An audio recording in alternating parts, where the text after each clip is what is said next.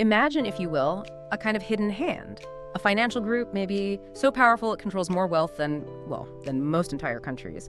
And it's shaping our world, our modern world, very deliberately, but almost nobody really sees it happening. What if this group operates like a dynasty? Strategic, ruthless, efficient, but just invisible to most of us. This isn't some thriller plot. It's actually happening right now. It really is one of the most striking paradoxes in modern finance, isn't it? You have this absolutely immense power. It's everywhere, but it consistently stays just below the radar, even for people who, follow the markets quite closely. The sheer scale of its influence on global money flows, on decisions, it's genuinely staggering. And today, here on the Deep Dive, we're going to try and pull back that curtain. We're looking at BlackRock, but not just as another big company, no. We're exploring this idea of BlackRock as a sort of financial dynasty, something that fundamentally shapes economies, industries, maybe even governments. And for those of you listening who follow this world, we're not talking literal bloodlines here. It's about this powerful web of influence. I'm actually really fascinated to unpack how this power works, what makes it tick, and maybe most importantly, what it means for you and me. Okay, so where does this story really kick off? Like a lot of these big financial shifts, it starts with a moment of crisis, a personal one, actually. The year is 1988. And you've got this bond trader, Larry Fink. Now, Fink had just taken a massive hit, a huge one, lost $100 million.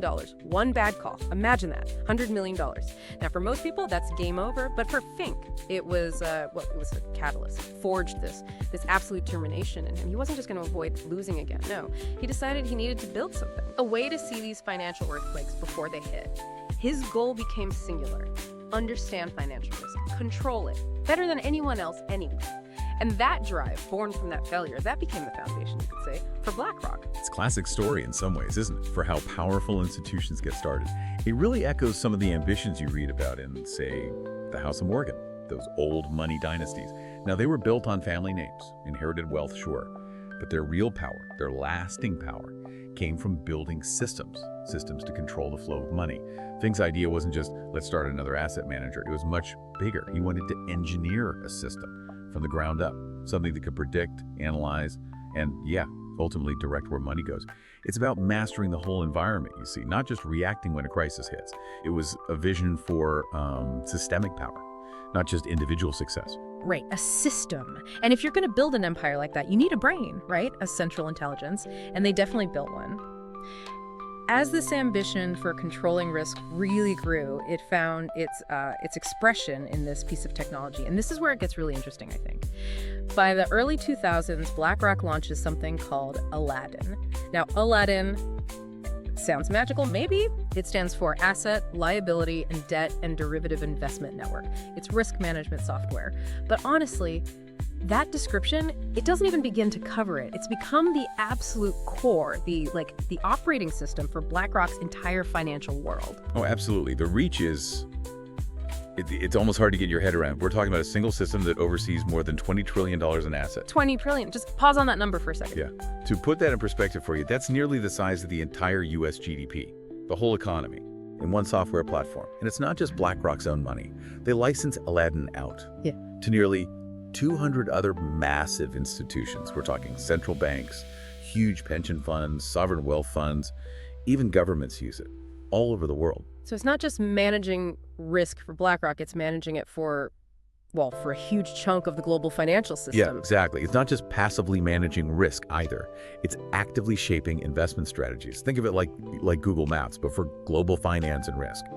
On steroids, it's constantly crunching billions of data points, running millions of simulations every single day, trying to predict market moves, find hidden connections, stress test portfolios against hypothetical disasters. It's essentially advising trillions of dollars on where to go, or maybe more importantly, where not to go. All based on this real-time, incredibly detailed global picture of risk. Okay, so when you have that kind of analytical firepower, that naturally leads to the next question.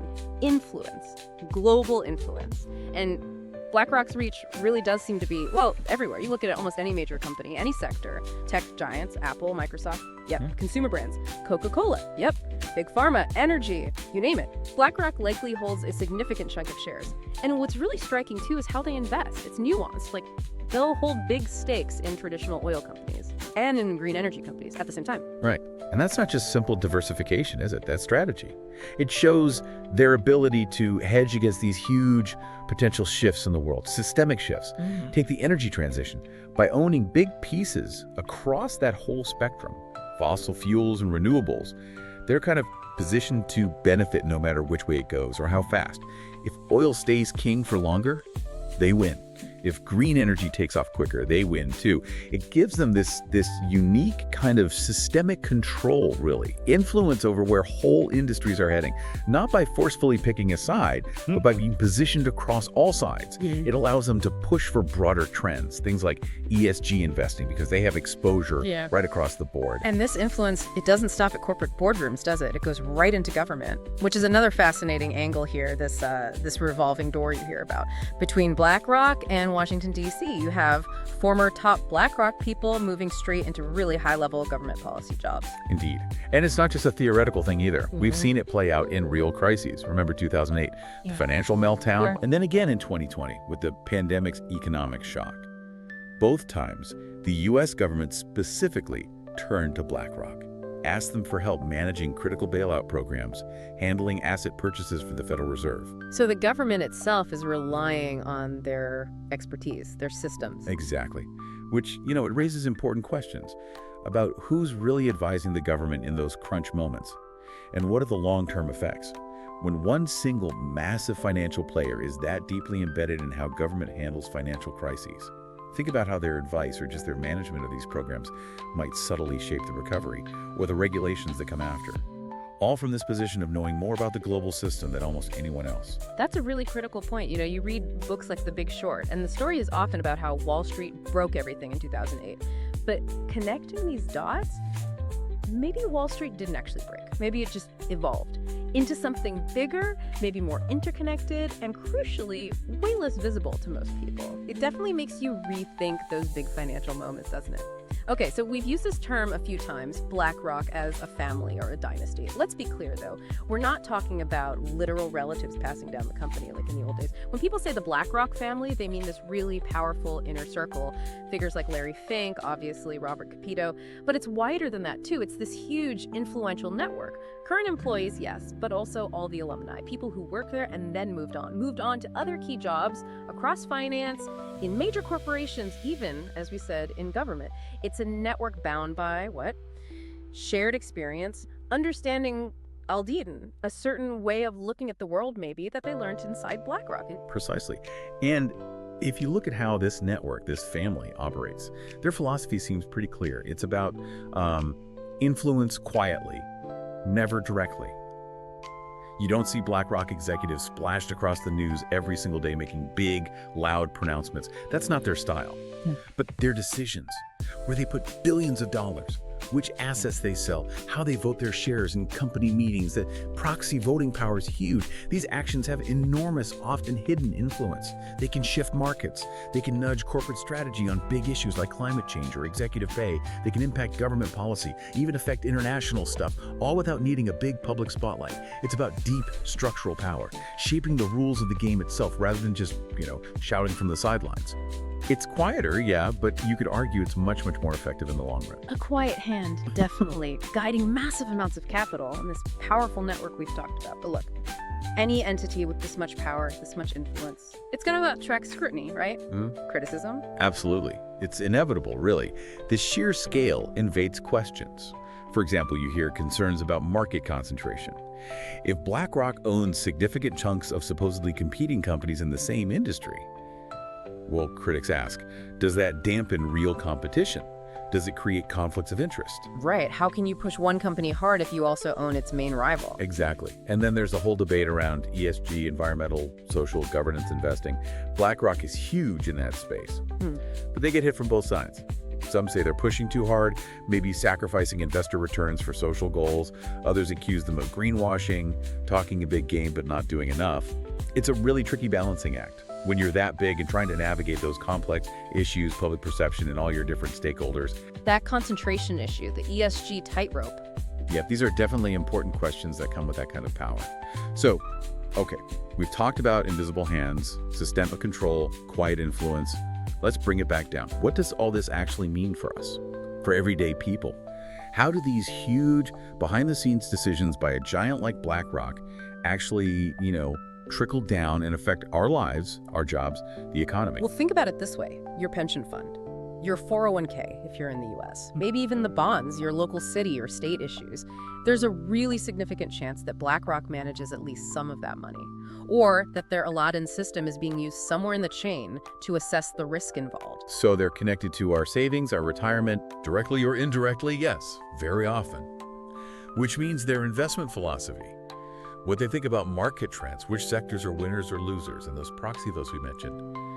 Those decisions can impact the companies you buy from every day. They can influence which companies create jobs or which ones cut back. It even affects the returns you might get on your own retirement savings over the long term.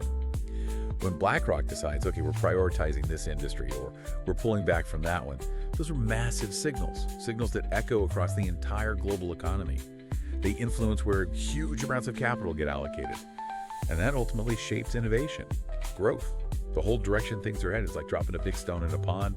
The ripples spread out very, very wide, often from those quiet strategic choices they make. So maybe the next time you hear about a big shift in the economy, or, I don't know, a market crash that seems to come out of nowhere, or even just the subtle ways global power seems to be moving around, it's worth remembering this conversation, remembering there's often this central intelligence, this brain almost, behind so much of it.